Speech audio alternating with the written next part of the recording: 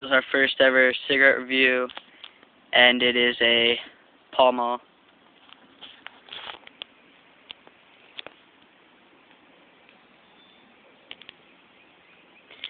We just decided to make a video.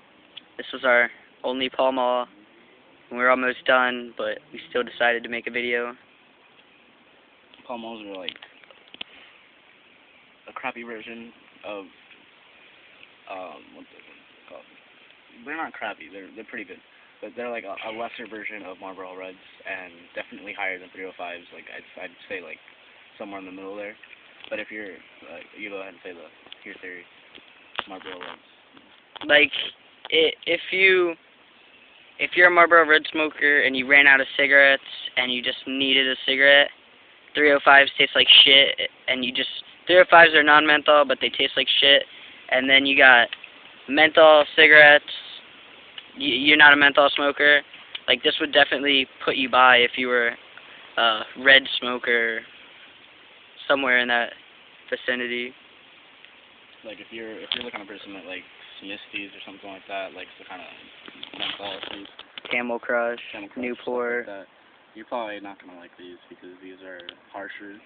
And if you're the kind of person that needs that harsh taste to get your nicotine addiction by, then these will definitely get you by. It's not one of those menthol cigarettes where you can just hit it and not cough.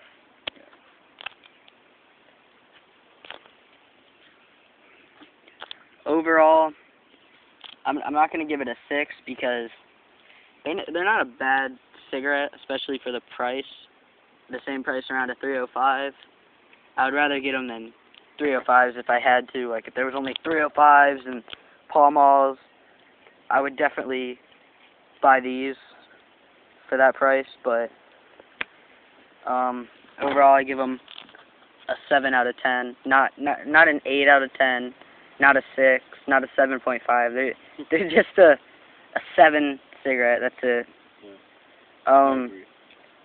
There's someone that, like, I myself smoke Marlboro Reds, and that's all I can really smoke.